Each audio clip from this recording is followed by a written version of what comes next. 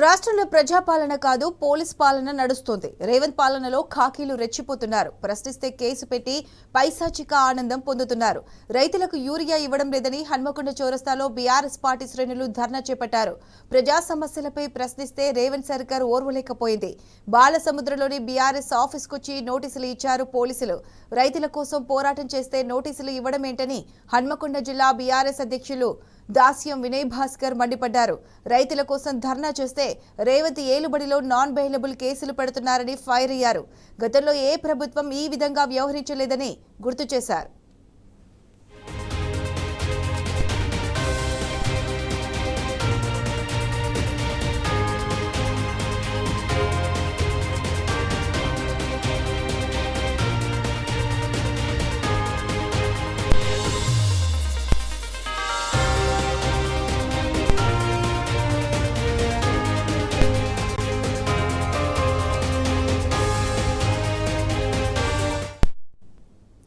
Right, ఇదే అంశానికి సంబంధించి పూర్తి అప్డేట్స్ మా ప్రతినిధి రవికాంత్ అందిస్తారు. రవికాంత్, చెప్పండి, ప్రజల కోసం ప్రశ్నిస్తే పోలీసులు నాన్ బెయిలబుల్ కేసులు పెడుతున్నారని అంటున్నారు. దీనికి సంబంధించి పూర్తి అప్డేట్స్ ఏంటి?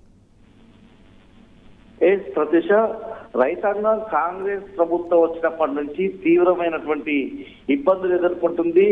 అనేక హామీలు వరంగల్ నుంచి రాహుల్ గాంధీ కాంగ్రెస్ పార్టీకి సంబంధించినటువంటి ముఖ్య నాయకుడు, ఆ నాయకుడే ఇక్కడికి వచ్చి కాంగ్రెస్ సంబంధించినటువంటి అనేక హామీలు కాంగ్రెస్ పార్టీ తరఫున రైతు డిక్లరేషన్ అని వరంగల్ వేదికగానే ఇచ్చినటువంటి సందర్భం.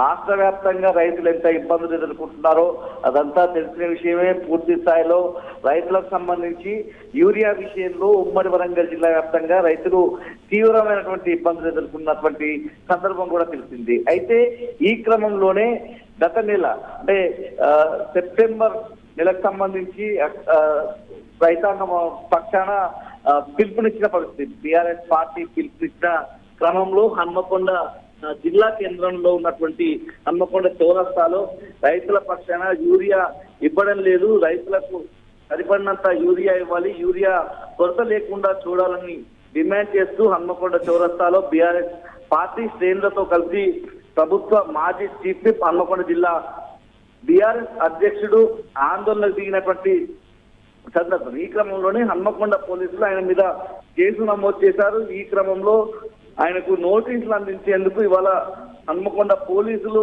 బాలసముద్రంలో ఉన్నటువంటి బీఆర్ఎస్ జిల్లా పార్టీ కార్యాలయానికి వచ్చినటువంటి సందర్భాన్ని మనం చూస్తా ఉన్నాం. రైతుల పక్షాన పోరాడితే ఇలాంటి బెదిరించినటువంటి కేసులు, వేధింపులకు గురి చేసేటువంటి కేసులు ఎంతవరకు సమంజసం అనే విధంగా కూడా వినయ్ భాస్కర్ ప్రశ్నించినటువంటి తీరు కూడా మనకు కనిపిస్తా ఉంది. 40 ఏళ్ల రాజకీయ చరిత్రలో ఏనాడు ధర్నా చేస్తే నాన్ బెయిలబుల్ కేసు నమోదు కాలేదు ఎక్కడా కూడా. ముఖ్యంగా ఆ ధర్నా కావచ్చు, ఆ ఆందోళన కావచ్చు, రైతుల పక్షాన చేసినటువంటి సందర్భం. రైతుల పక్షాన నిలబడితే ఇవాళ అక్రమమైన కేసులు పెడతారని ఆయన మండిపడుతున్నటువంటి సందర్భం కూడా కనిపిస్తా ఉంది. పూర్తి స్థాయిలో తెలంగాణ ఉద్యమంలో కూడా కేసులను చూసాం, అనేక నిర్బంధాలను చూసినటువంటి పార్టీ బీఆర్ఎస్ పార్టీ. అంతా బీఆర్ఎస్ నాయకులుగా ఇట్లాంటి నిర్బంధాన్ని సమైక్య రాష్ట్రంలో చూసి ఉన్నాం. ఇప్పటికే ఇట్లాంటి బెదిరింపులకు కావచ్చు, ఇలాంటి ఆంక్షలకు భయపడేది లేదనే విధంగా కూడా వినయ్ భాస్కర్ చెప్తా ఉన్న సందర్భం కూడా మనకు కనిపిస్తా ఉంది. ఎన్ని నోటీసులు ఇచ్చినా, కేసులు పెట్టినా రైతుల పక్షాన, ప్రజల పక్షాన పోరాటం ఆపమనే విధంగా కూడా ఆయన చెప్పినటువంటి సందర్భం కనిపిస్తా ఉంది. అరెస్ట్ చేస్తామంటే ఆగేది లేదు, ప్రజల తరఫున కొట్లాడేది ఆపేది లేదనే విధంగా కూడా ఆయన స్పష్టం చేస్తున్నటువంటి పరిస్థితి కూడా కనిపిస్తా ఉంది. రైతుల కోసం కొట్లాడితే నాన్ బెయిలబుల్ కేసులు పెట్టడం ఏంటని చెప్పి ఆయన మండిపడుతున్నటువంటి సందర్భం కూడా కనిపిస్తా ఉంది. పూర్తి స్థాయిలో ఇలాంటి కేసులకు భయపడము, కేసులు కొత్త కాదు, అరెస్టులు కొత్త కాదు అనే విధంగా కూడా ఆయన చెప్పినటువంటి సందర్భం కూడా కనిపిస్తా ఉంది. కేసీఆర్, కేటీఆర్ నాయకత్వంలో తెలంగాణ ప్రజల తరఫున ప్రశ్నించడం ఆపబోము, కొట్లాడడం ఆపబోము అన్నటువంటి హెచ్చరిక కూడా దాస్యం వినయ్ భాస్కర్ చేస్తా ఉన్నారు. ప్రధానంగా రైతులు కావచ్చు, ఇటీవలి కాలంలో హన్మకొండ నగరానికి సంబంధించి చిరు వ్యాపారుల పక్షాన కావచ్చు, అనేక వర్గాలు అన్యాయం అవుతా ఉన్నటువంటి సందర్భంలో వాళ్ళ గొంతుకగా బీఆర్ఎస్ పార్టీ నిలిచేటువంటి ప్రయత్నం చేస్తా ఉంది. వాళ్ళ కష్టాల్లో అండగా నిలిచేటువంటి ప్రయత్నం చేస్తా ఉంది, వాళ్లకు భరోసాగా కూడా నిలిచేటువంటి ప్రయత్నం చేస్తా ఉంది. ఈ క్రమంలో ఎవరైతే అండగా నిలబడతారో బీఆర్ఎస్ పక్షాన వాళ్ళ గొంతు నొక్కితే ఇటువంటి ఇబ్బంది ఉండదు.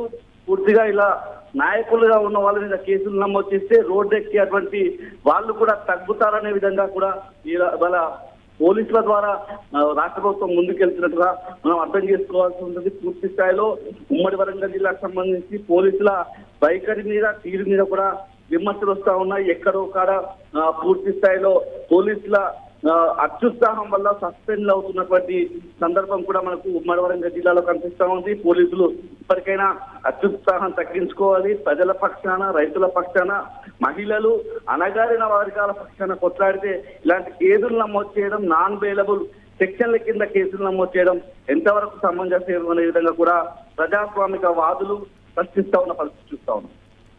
Right Ravikanth, thanks for the updates.